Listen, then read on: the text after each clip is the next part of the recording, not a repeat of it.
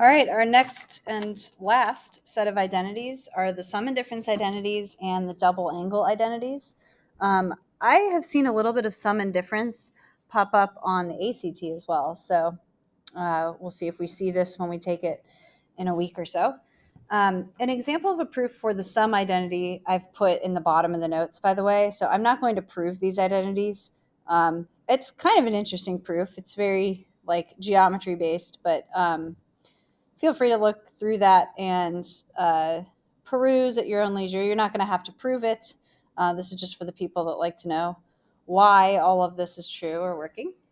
I'm sure you could also find something that's better explained on YouTube as well. Okay, so here is what we know about our first two sum identities. So here's the sine of alpha plus beta. So alpha and beta are two different angles. So say this could be like 30 degrees plus 60 degrees or 25 degrees plus 15 degrees, whatever. Or we could do angles, pi over 6 plus pi over 4, something like that. So say we know these are true. Let's use this identity to show what the identity should be for the difference of two angles within sine or cosine. So let's start with sine. We've got this formula that we're going to apply. So we can think of the sine of alpha minus beta as the sine of alpha plus negative beta so that we can apply this formula. So the formula says it should be the sine of the first angle times the cosine of the second angle. So that should be sine of alpha times cosine of negative beta, and then plus the cosine of alpha, cosine of the first angle times the sine of the second angle. Our second angle is negative beta. Okay, now go back to the negative angles, negative angle identities that we talked about in our last set of notes. The cosine of negative beta is equal to the positive cosine of beta. So this can simplify to sine of alpha times cosine of beta. Cosine of alpha stays the same, but then sine of negative beta is equal to negative sine of beta. So we have plus cosine of alpha times negative sine of beta. And so let's pull this negative sign out in front so that we get a nicer looking formula. So it's going to equal sine of alpha cosine of beta minus cosine of alpha sine of beta. All right, so let's start with writing out the sum and difference formulas for sine. So the sine of alpha plus beta is equal to sine alpha times cosine beta plus cosine alpha times sine beta. Now remember, we need to memorize these formulas. So how do I memorize it? I keep the angles in the same order. So alpha, beta, alpha, beta. This begins sine, cosine, and then switches to cosine, sine. For the sine formula, if it's a plus in the middle, it's a plus in the middle here. And when I do the difference formula, sine of alpha minus beta, it's the same thing. The only thing that changes is a minus in the middle. So sine of the first angle, cosine of the second, minus cosine of the first angle, sine of the second. What about the cosine identity? You can see the sum identity is different. Cosine of alpha plus beta is cosine, cosine minus sine, sine, one of each angle.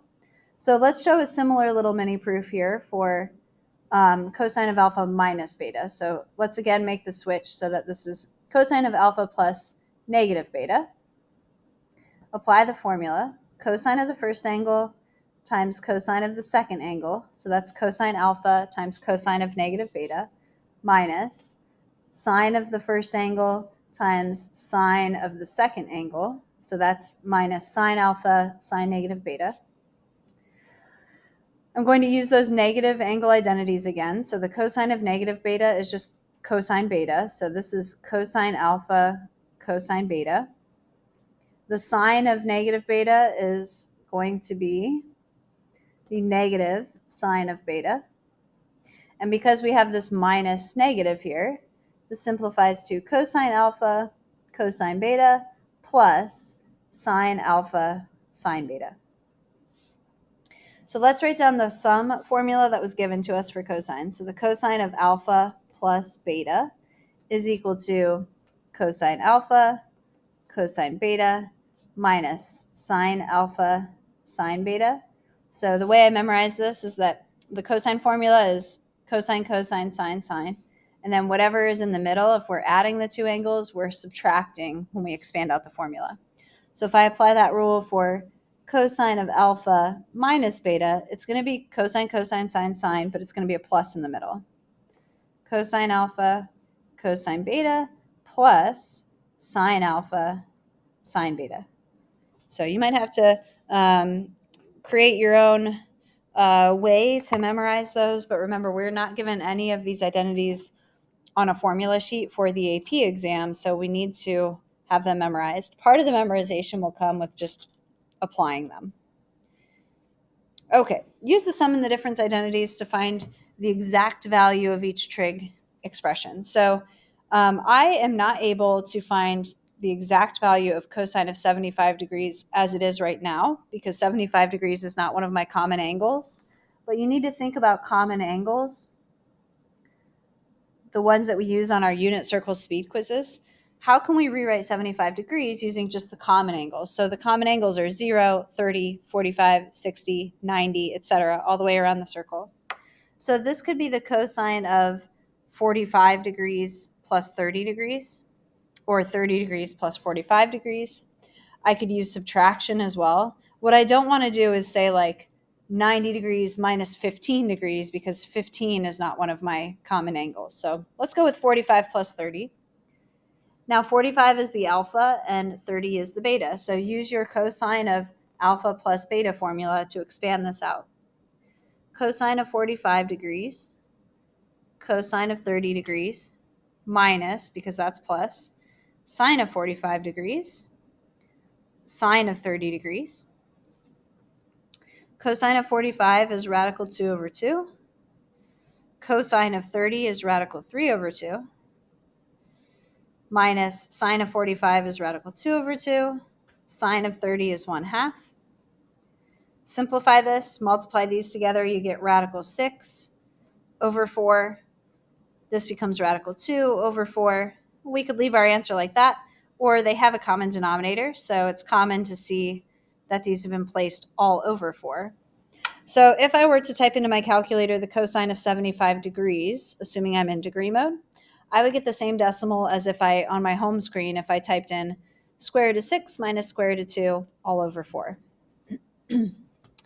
We can do the same thing with pi over 12 with radians. So it's easier with degrees to think about what to break this into. But pi over 12, that seems like that should have come from two denominators that were 4 and 3, right? Because our choices are pi over 6, pi over 4, pi over 3. I guess I could try a pi over 2, pi over 6 combo. But I'm going to go, let's see.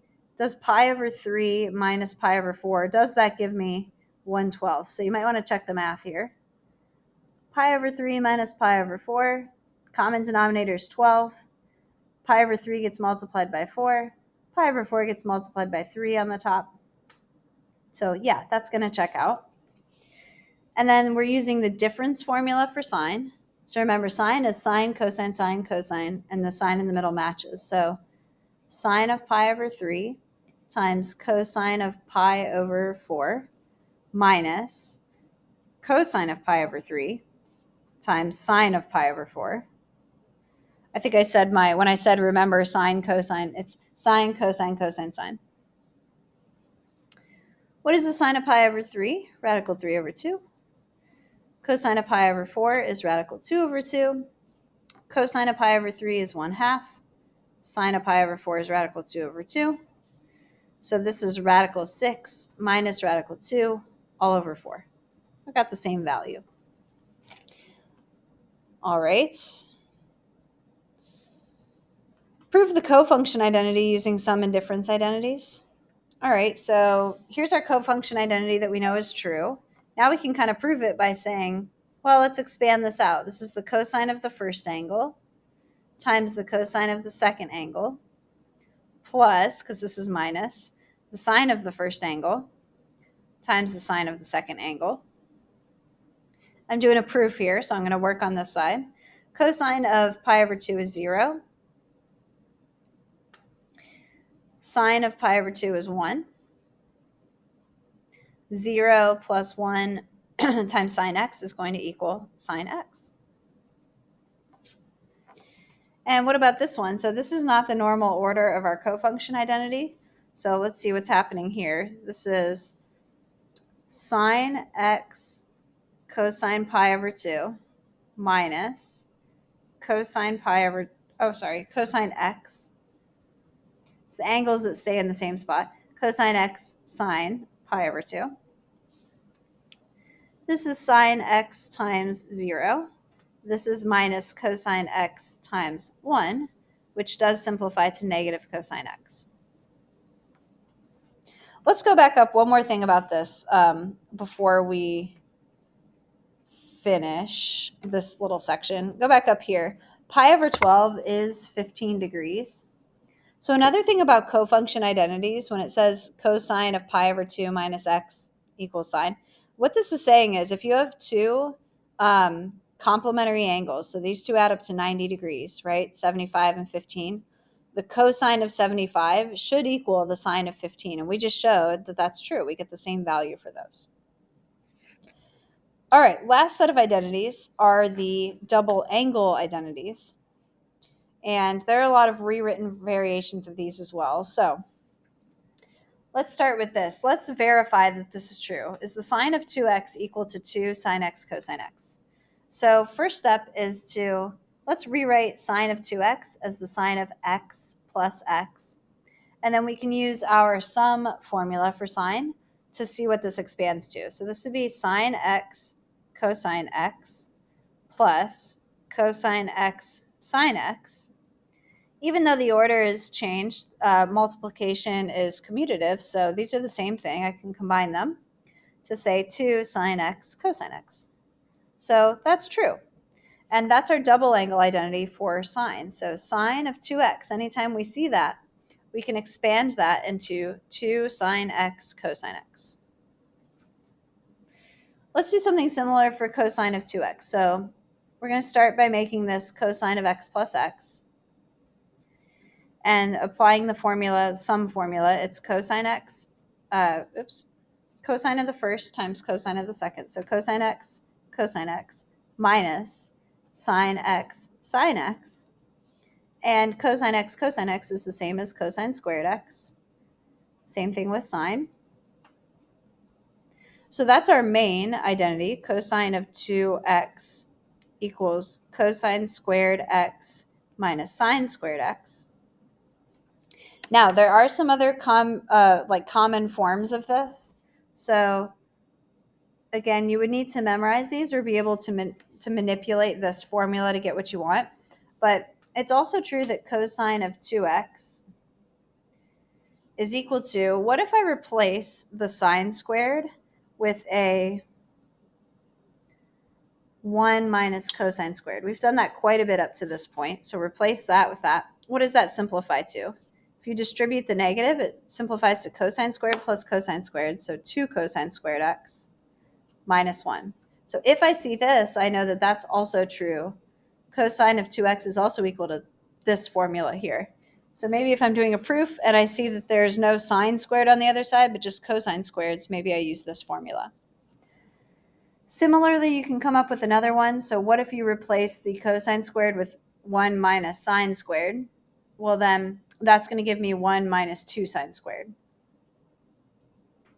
So you do not have to memorize those, but you can use them to make proofs a little bit shorter, or just know that you can make that substitution anytime on the original. So let's verify these last couple of identities, and then we'll be finished for today.